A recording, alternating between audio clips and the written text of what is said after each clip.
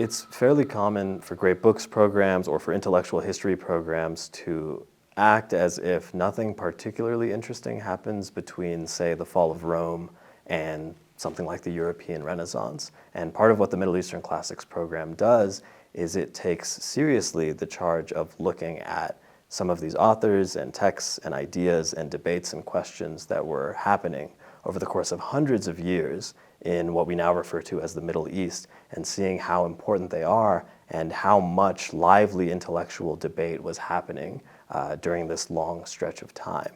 And so it really fills in an important gap in the way that this kind of education is traditionally done. My name is Ahmed Siddiqui. I am a tutor at St. John's College in Santa Fe, and I am one of the faculty members who helped develop the Middle Eastern Classics program. St. John's College, at least the Santa Fe campus, already has and has had for a few decades now a Master of Arts in what we call Eastern Classics, and that is the great works of India, China, and Japan. One interesting thing about those Eastern Classics is that I think the argument can be reasonably made that they really do represent a tradition of thought or traditions of thought that are independent from the Western world. It's not until someone like Schopenhauer in the 19th century that you get a Western figure taking, for example, the Upanishads from India very seriously and kind of incorporating them into the stream of Western thought. With the Middle Eastern Classics, something very different is at stake here. We are looking at part of the fabric of Western thought, and it's one that is too often overlooked and to our own detriment. If we want to understand ourselves, if we want to understand the world that we're living in, the claim that we're making is we have to take these texts very seriously because they're not part of a distinct or other tradition. They really are part of our world and our tradition, and we don't understand ourselves fully if we don't take these texts very seriously. The Middle Eastern Classics program is a one-year program, but that takes place over the course of 3 consecutive semesters. So students will start in the fall, it will go through the spring, so that's a normal academic year, but then study will continue into that summer. And over the course of those 3 semesters, you get this survey of these centuries of important works. You study languages, you'll take some preceptorial classes, which are focused on special topics.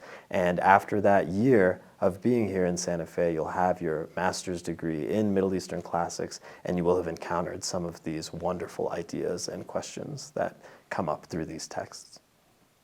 One way of describing the program of study in the Middle Eastern Classics and what students will be encountering and what they'll be reading and talking about with each other is to say that we're dealing primarily with Jewish and Islamic texts from antiquity through the early 17th century.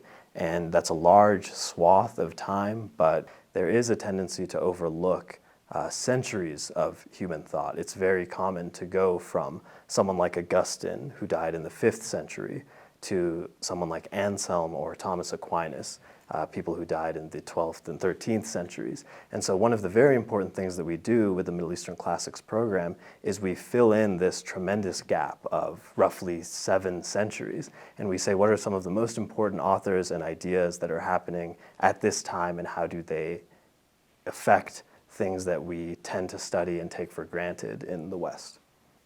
Every student who enters the Middle Eastern Classics program at St. John's College will study one of 2 languages, and you get to pick which one you want to do. You'll either study Biblical Hebrew or you'll look at Classical Arabic. I'll say a little bit about the Arabic because that's something that I know more from my own studying and my own work. Classical Arabic, the wonderful thing about it is that when you learn that language, you are learning the language of the Qur'an, so the scriptural religious revelation that is at the heart of Islam, but you're also learning the very same language that was used in philosophic and theological texts for centuries after the birth of Islam. And so it has this wonderful utility where you are learning about religious texts and philosophic texts and political texts, and you really open all of these things up for yourself as a student. So for students who choose to study Biblical Hebrew, you really are getting direct access to the kinds of books and texts that we take for granted and that we think we understand. People think that they know, for example, the very beginning of Genesis. In the beginning, God created. But what opens up if you look at that verse in the original language. It allows for a much deeper engagement with and a much deeper discussion of exactly what's going on in that text. So that's the kind of thing that we open up by studying the languages themselves. One of the things that we really try to avoid at St. John's College is inculcating a kind of recency bias, you could call it. That is to say, we study things that are happening over the course of centuries, ideas and debates that are taking place over long periods of time. And it's very important that we don't simply assume that the more recent voices, as they enter into these debates, are more correct, simply because they're more familiar to us or they speak to us in a way that being modern is a lot more palatable. So we take a roughly chronological view as we work our way through this program. This is just as true in the Middle Eastern Classics program as it is for anything else that we do at St. John's College. We start at the beginning, we build the necessary foundation, and then we see how things grow from there, how things change, what remains the same, and throughout the whole process of doing that, we remain open to the questions. Who's right in these debates? It might not be the most recent voice, it might not be the original voice, but that's a question that everybody has to think about for themselves. The kinds of students who are going to come here and be attracted to this program are going to be curious about one of two things, or both of them. And this program does a great job of allowing students to satisfy that curiosity. And this is going to sound broad, but I really think it is what the Middle Eastern Classics program allows students to do. That is, on one hand, if you just want to know about the world that you live in, I think this is indispensable in terms of the kinds of questions that it raises. If you want to know how we got to where we are intellectually, culturally, in terms of literature or theology, these are texts and authors that you have to know about. So for people who are looking around and they want to understand more about the world that they live in, both their own culture and cultures that are adjacent to theirs, this is something that they will want to study. No matter what your level of prior acquaintance with these ideas is, you have a lot to benefit by studying these things at St. John's College. There are people, I put myself in this category, who know a lot about at least some of these texts. I've studied them a lot, I've taken classes on them, I've written about them.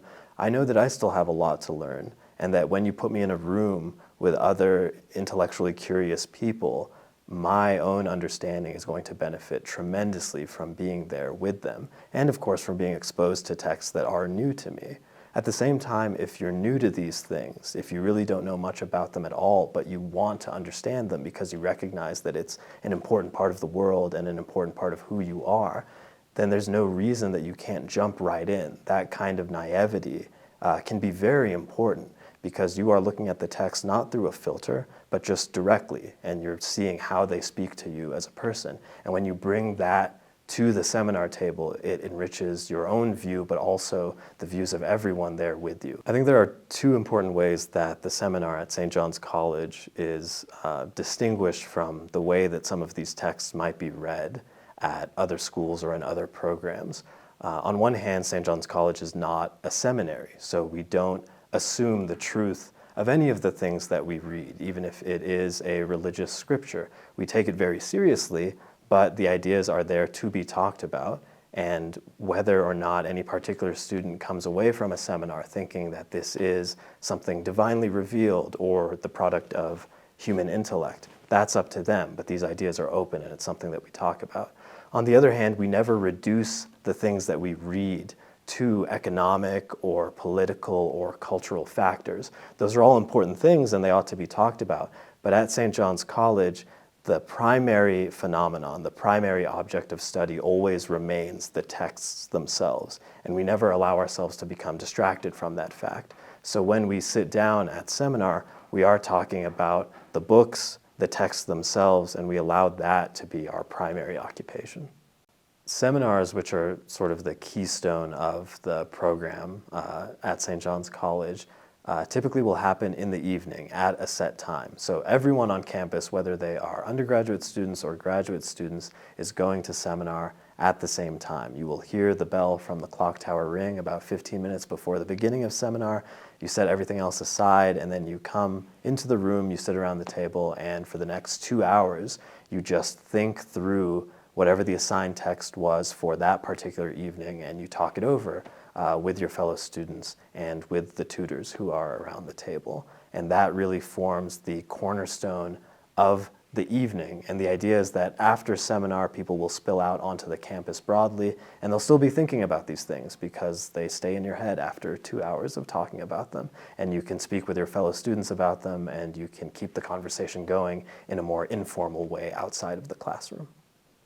One of the things that distinguishes the curriculum at St. John's College from almost any other institution is that we do not look at secondary sources. We don't look at commentary on the things that we read from modern scholarship. We don't view things through any particular lens, either ideological or otherwise. We just look at the texts themselves and we allow them to speak for themselves. Our idea is that that is enough of a process. It is elaborate enough, it is challenging enough, it is rewarding enough, and we don't want to distract ourselves from the works themselves. So we will read religious texts, philosophic texts, theological texts, we will read poetry and literature, and these things will be difficult, but we take them head on and we look at them directly and we do the best that we can to make sense of them without reducing them or making them easier or more digestible by looking at what other people have said about those texts. In terms of formal requirements, there is something different about the way St. John's College does things from most other institutions. After going through the Middle Eastern Classics program, in order to get credit, it's not as if you will be given a comprehensive exam that's meant to draw everything together and that you have to meet some kind of bar in order to pass. Instead, what you'll have are paper assignments, essay assignments throughout your classes that you take here that are meant to give you the opportunity to engage with an author in a way that makes sense to you. You as a student pick out an author that is interesting to you, a question or a theme that really gets you thinking, and then you show over the course of those pages as you write them how you're dealing with these things, how you're thinking about them. So what is really centered here at St. John's College is your learning, your encounter with these books, and how you're growing and developing. Students who want to understand themselves more deeply, I think, will be very attracted to what we do in the Middle Eastern Classics program. The way we often put it is that these works, these ideas, these are part of our own intellectual DNA. They are just an overlooked part of it. They are something that does form a part of us because these ideas were around. They were formative historically. And so when you read these things and you talk about them, you learn about your own assumptions, you learn about the ways in which you are a product of a long history of thought, and that's good for anybody who cares about understanding themselves more. This is true of other graduate programs at St. John's College, and we expect it to be completely true of the Middle Eastern Classics program as well, which is that the types of people who come to study this are from very different backgrounds.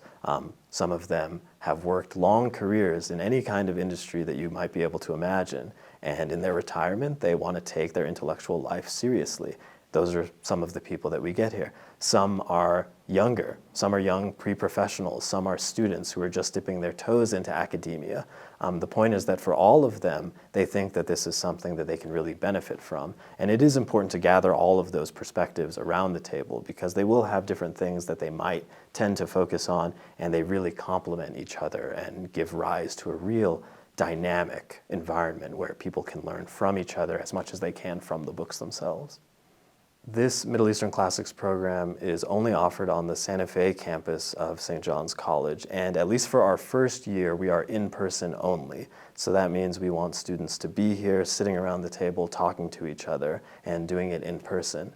We'll have to see how things pan out, but the hope in the future is that we can also open this up for online participation so that students can do it as a low residency option, fit it into their schedules, do it from wherever in the world they might happen to be, and still get the full benefits of the program.